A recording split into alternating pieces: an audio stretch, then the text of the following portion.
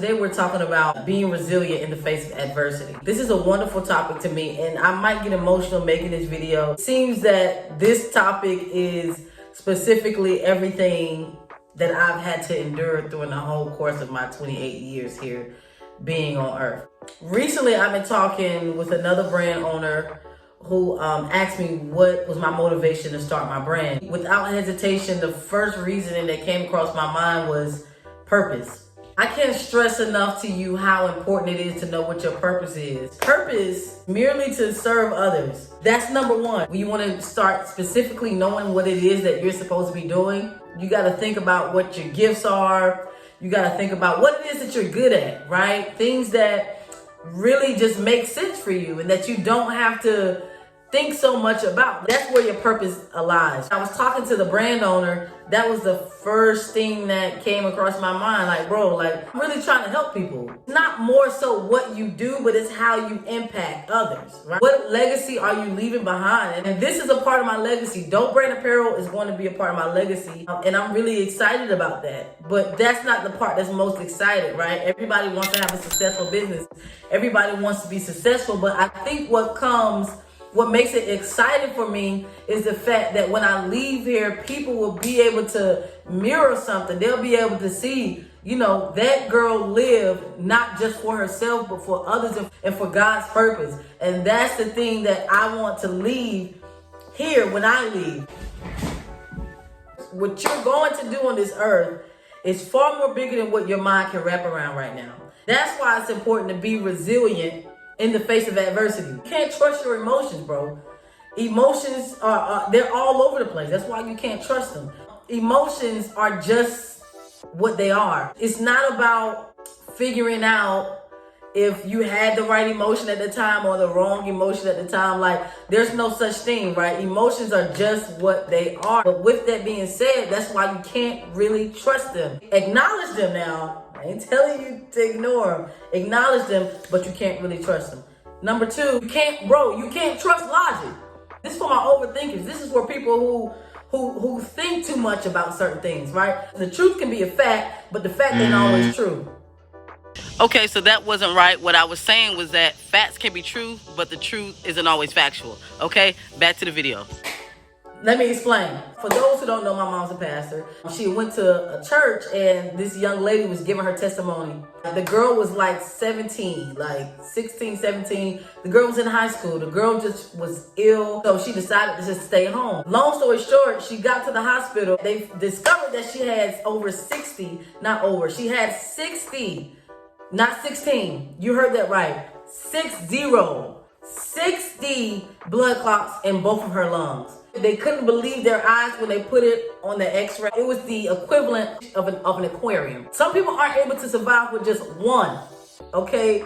And my mom had 2 or 3, I can't remember, and she survived. And bro, her nurses, her doctors, everyone was just flabbergasted. They were just amazed at my mom staying alive. This young lady had 60 and still survived. Now back to what I just said. Factually, logically, bro, like, that's not happening. Like, you're not, and she's still alive to this day. She survived. Chances of surviving that are pretty slim to none. She still survived. The truth is that she's still here, right? The fact is that she should have been dead. You see what I'm saying? You can't always trust logic, but what you can trust is the God that's within you. You can trust that. You can trust that. You can take that to the bank. And so what God just told me, like, I literally just got up, went in the kitchen. The reason why you don't know what your purpose is because you're not thinking big enough. People don't understand that the reason why purpose is big is because it's for other people. I keep telling you that. Purpose is not for you, it's for other people. From a young age, bro, like, hand on the Bible, from a young age, I always knew that I was destined for greatness, bro. There was always so much that I wanted to do for a vast amount of people. The reason why you don't know what your purpose is because you're not thinking big enough, bro.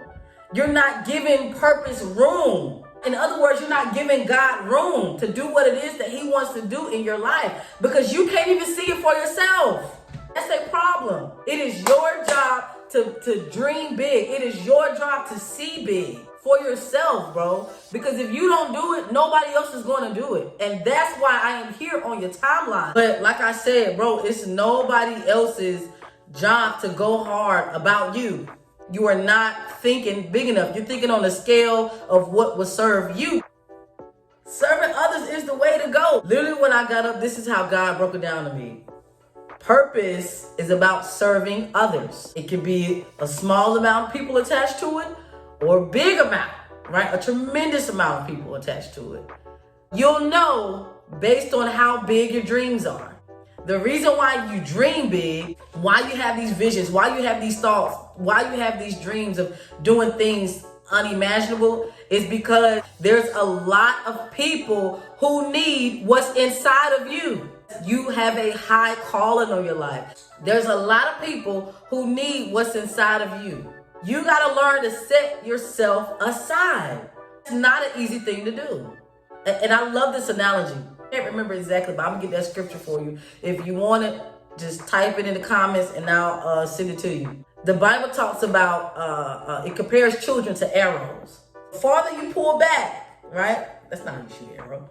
The farther you pull back, the farther that arrow will go. The farther the people will go. So that means the more setbacks you have, the more incidents, the more disappointments, more complications. It's setting you a course to what's coming.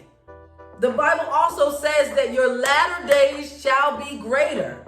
And some of y'all got that right now spirit. I'm serious. Some of us just want things right now, and that's not how it works. Here we go, talking about resilience and adversity.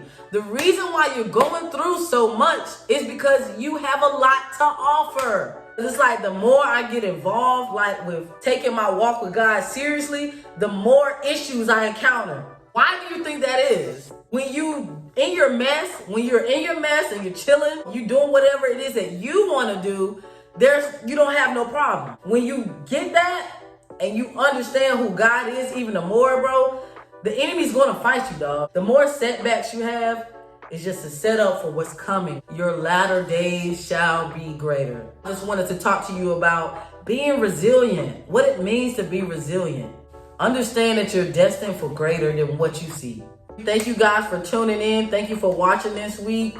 Don't forget, we post on YouTube 3 times a week, Monday, Wednesdays, and Fridays at 2 o'clock. And we post YouTube shorts daily, bro. We're on TikTok. Follow us on TikTok.